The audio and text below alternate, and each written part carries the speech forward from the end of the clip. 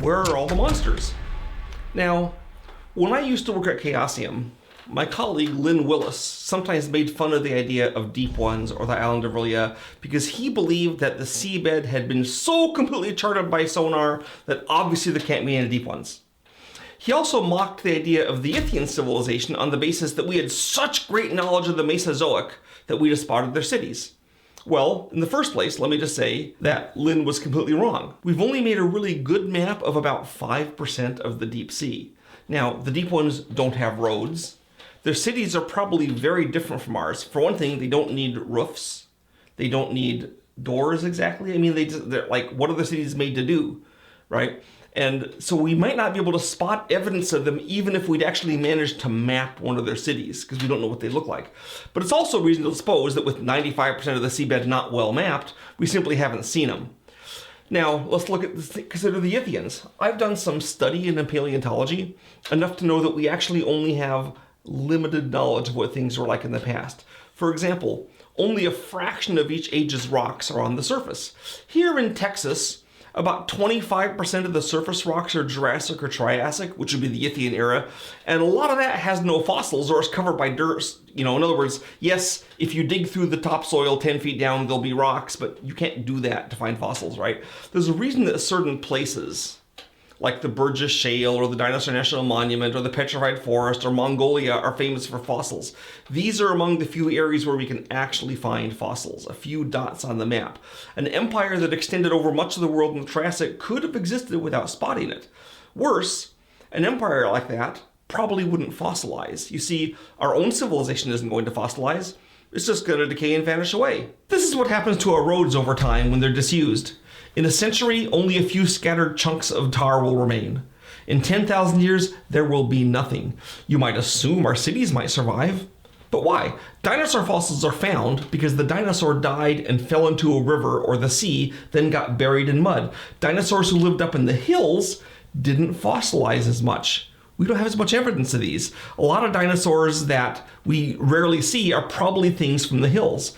Our cities are probably not going to fall into the ocean and be buried under sheets of mud, though maybe global warming will help that, and maybe they might. Our cities will probably just weather away under storms and rain. They'll become pebbles.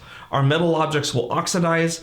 Our whole civilization, metal doesn't last long, may leave alarmingly little evidence in a million years. What about the MiGo? Why can't our telescopes and radio receivers pick them up? They have a base on Pluto.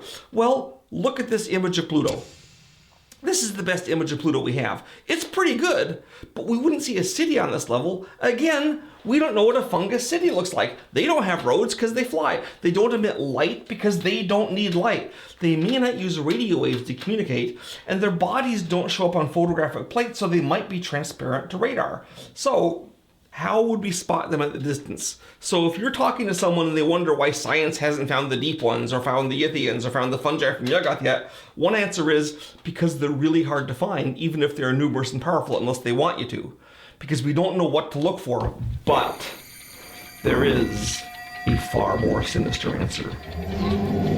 You see, all these entities I've been discussing are intelligent. They know about humans. They are either just as smart as or far smarter than humans, and they have superior technology. Let's take deep ones. Let's say that you were a deep one and you didn't want humans to know about your civilization.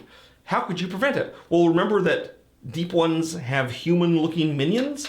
These could infiltrate and destroy evidence. They're already among the humans.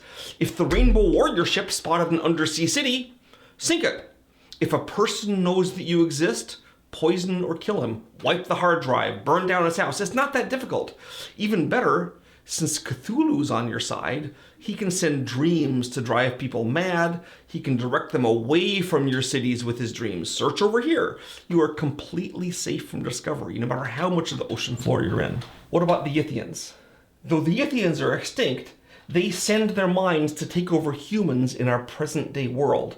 If you are doing research, paleontological, in a city where in a place where the Yithians had a city and they don't want you to find whatever they have there, all they have to do is take you over and hide and have you destroy your research. or wipe your mind. We know they can destroy memories. Unless the Yithians want us to know something, we never would. And the fungi? Well, turns out the fungi have a cult within the human world too, who work hard for promised rewards. Again, a cover-up is easy. Furthermore, it's not hard to imagine that the fungi who can fly through space, don't show up on photographs, can fly out to our probes, and without our detecting reprogram them to do things that they want.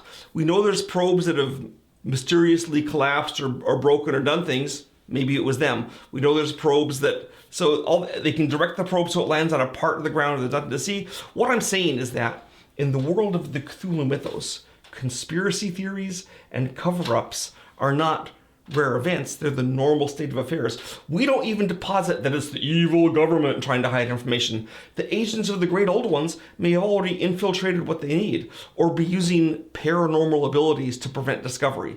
I've covered a couple categories here. Deep ones, fungi, Yithians, but almost every other Cthulhu entity, from ghouls to hunting horrors to Sathagawa, has similar methods of keeping humans unaware should they need to.